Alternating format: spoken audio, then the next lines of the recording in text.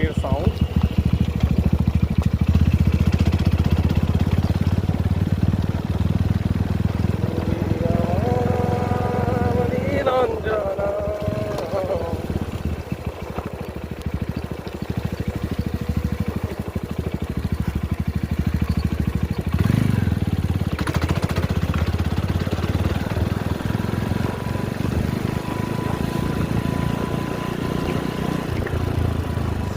অস্থির সাউন্ডটা, টোটালি অস্থির।